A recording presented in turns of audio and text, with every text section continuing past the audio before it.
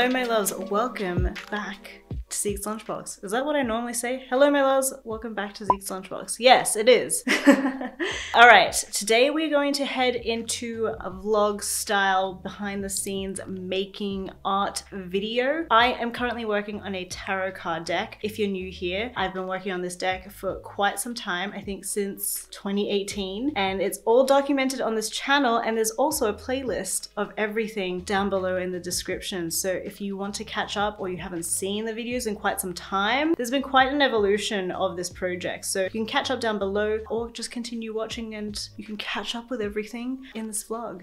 And by the way, yes, there will be a physical deck at some point this year that you can back on Kickstarter and then you can grab yours. That will be the only place online that you can grab the tarot card deck. By the way, guys, I just want to plant it in your seeds right now for everybody following along. If we don't reach funding on this Kickstarter, that tarot deck will never ever be made. So please, you've got to keep following along. You have to keep interacting with all the content. All of it really helps to make the project happen, and also obviously you have to back the project when we get there. In the meantime, we have to finish this project first, so let's catch you up with where we're at. I'm just going to interrupt here and say that I am answering questions at the end of the video from you guys. Last week I got you guys to ask a question. We're just doing this question and answer Q&A thing because I get lots of DMs all the time asking about things. So if you have a question about social media, how to start a shop, how did I get started, did I go to university, is going to university worth it, etc, etc. Whatever creative art question you have, comment below and I will answer it at the end of next week's video. At the end of this video, I will answer this question. See you then.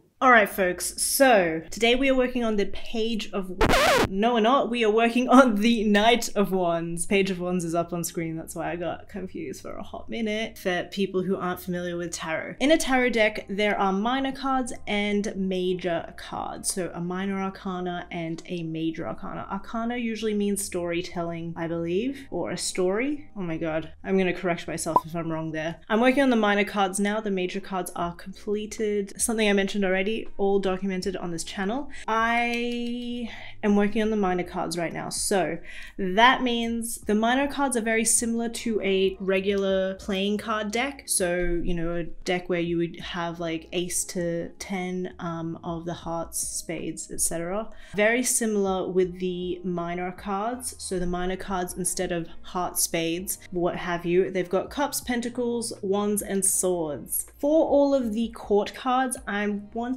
to do these like heads discombobulated, opening up to tell the other part of the story. It's almost like you're seeing the outer shell of somebody and then the inner shell. So because I am doing these inner shells and outer shells heads split open, so you're seeing another side, an inner gooier side of the character, I had a little moment of inspiration, and normally when I'm inspired but busy, this is what it looks like. I just draw out the thumbnails really quickly. So I have a couple of versions here. I have explored this idea a little bit a couple of years ago, and the tarot card project came and it forced me to really work on and push myself into other artworks, and I've been wanting to explore this like split head thing quite a lot more. It's a pretty literal metaphor for seeing the inner part of someone. And I also think on a purely art geek side, I think it's a really interesting compositional exercise. So here are a couple of thumbnails. Let's start with the top one. I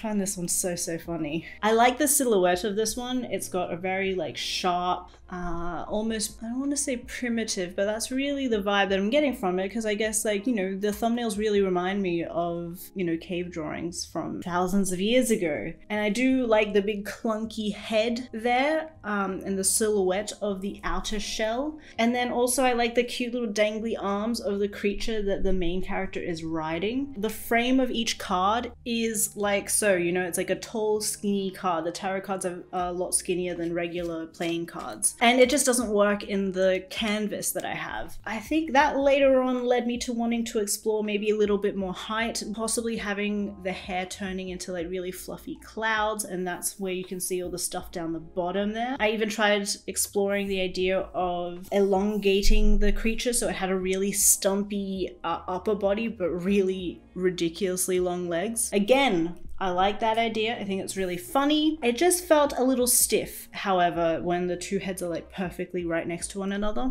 And that's why I decided to, you know, break it open like it's an egg, and a little bit more of an interesting composition with a bit more movement in it. Now the ones on all of the court cards, they have lizards on their clothing. I believe it's a gecko, and I wanted to put geckos physically in there as a potential other character. It's just too good of an idea and so comical and funny, so I really want to explore that a little bit further. But you can see, it's very difficult to see actually. You can see here from my ridiculous doodle. No, let me explain it. You can see this is the mini version of the protagonist. This is the giant big version of the protagonist, or the Knight of Wands. Obviously the character is a knight, so they have to be courageous and strong. That's why they've got a big courageous old Napoleonic stance. And that's why I wanted to put in the gecko as well. It's a good contrast between a really silly comical gecko and contrasted with the, you know, heroic pose.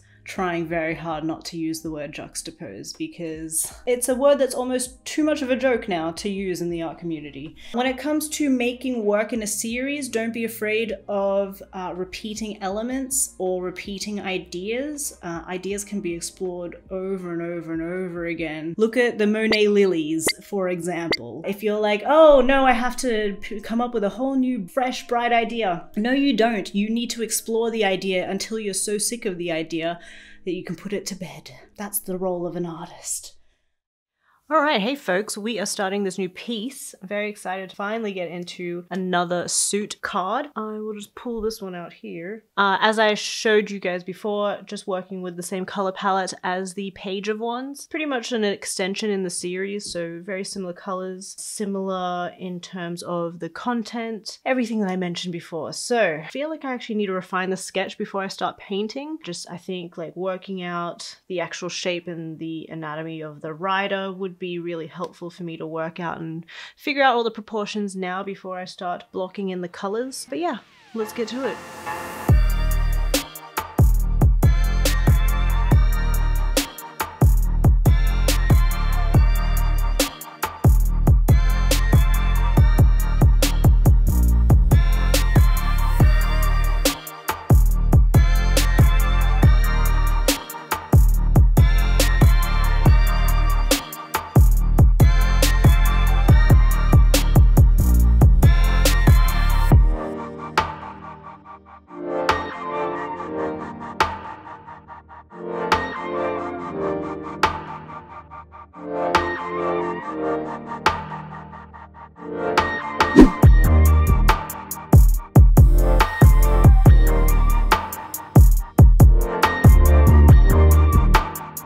Hello, my loves. All right, let me zoom in for you so you can see this a bit more up close. Are we in focus? Yes, we are. Okay, just working on the left side of the face so far. Really liking her expression. She's got a really evil look. To be quite honest, I haven't even looked into the meaning of the Knight of Wands, but as you can see though, the Knight of Wands is just a dude with some lizards on the garment riding a horse in a desert with some pyramids in the back. You know, the original card isn't that complex. It's very straightforward. Obviously, you can't really see here. I've just blocked out the colors and I also drew the face a little bit more in depth. Looks like a right mess here, but here you can see I drew the face out just so I know exactly where I'm going to be placing all the colors and everything. And I haven't really sketched out the rider just yet. As you can see, this is the kind of silhouette that I want to have for the hair turning into clouds. And then this is where the rider will be cracking out of the portrait of the Knight of Wands, cracking out, being launched out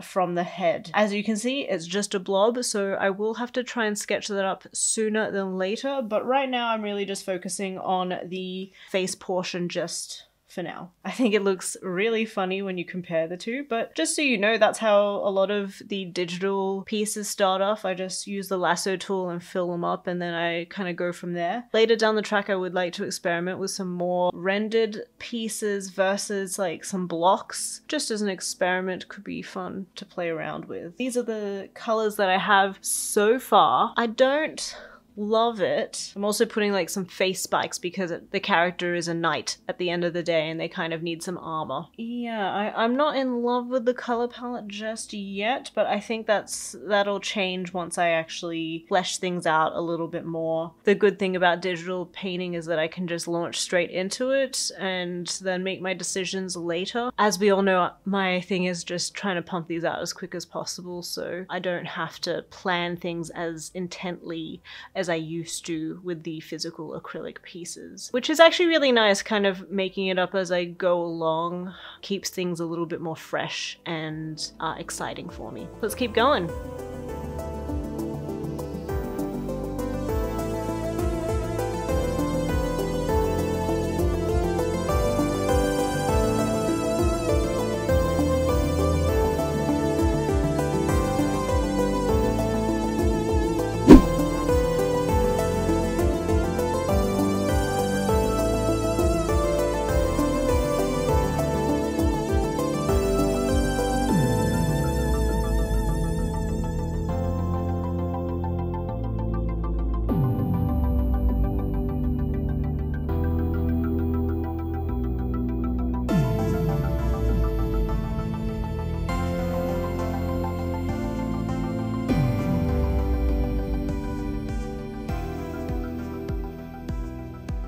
Hello my loves, this is where we are up to. You can see here I've done this half of the face and I've also done the inner seam as well where the face splits. I haven't obviously drawn the hollow, the other side, to show that it is a three-dimensional body. I'm just going to wait until I put in the other pieces just to see like what's necessary. Right now I am trying to work out the hair and also the clouds. So as you can see from the sketch, I really liked the idea of the hair being like 60s mod slicked back at the roots and then it like fluffs up on the ends. So I'm trying to make the bottoms really curly so there's like a real triangle shape, so the whole composition is really working your way up to the top character here, and bottom of the base is really like the base of the mountain, let's say. I have been a little sneaky and just, you know, trying to reuse elements that I've already drawn in the past just to work smart, not hard. So as you can see here, the yellow balls are from the page of wands and the head splits open with the balls inside, and that'll be enough of a base to have the rider riding the horse has a foundation for them to stand on. And yeah, these are just pulled from the page of wands as well. I have drawn a bunch of clouds in the past, so I may put those in, but you know, a lot of the time I'll pop in older elements and I still have to rework them. It saves a little bit of time, but I still have to do a lot of problem solving. So goal for today is to do the hair and the clouds, maybe even do the balls. I may just try and fill out a couple. I don't want to do too many because I really want to sketch up the horseman or the rider and the lizard horse thing as well. So very ambitious for today. And a little Juniper. Let's go.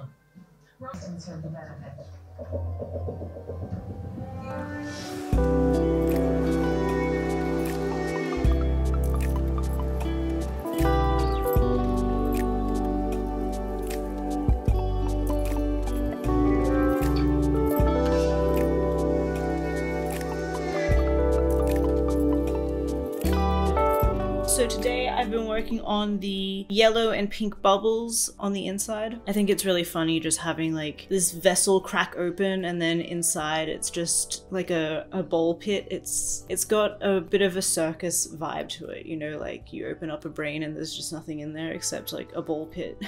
Change the hair from a blue tint for where the clouds were around here to pink, just because when it was blue it looked really separate from the hair and it didn't look like the hair turned into clouds. It just looked like there were clouds around and disguising the hair. It didn't look like they were one. I still feel like there is quite a big separation between the hair and it turning into clouds. You know, when you squint at it, especially if you look at it from far away, it does look like she has curly hair made up of clouds. So yeah, that's what I've just been working on today, which was surprising at how long it took. But happy with where it's all looking so far, to be quite honest. So because she's meant to be a knight, knight. You know, knights typically wear helmets, and I'm trying to think of some face armor to give the main character. I was thinking about these spikes, and then I kind of added some purple spikes because it was feeling like there was a little bit too much yellow, especially with all the bubbles in the middle. So I made them purple spikes, just like quickly mocked them up, but I don't quite like that either. So I'm not too sure what I'm going to do for the armor. So I'm going to leave that until the end so I can see what, you know, the middle portion looks like first, and then I can add in all the jewelry last. So yeah, that's where I'm up to. I'm going to sketch up the horseman and the horse, and hopefully we'll be done soon. A little over halfway.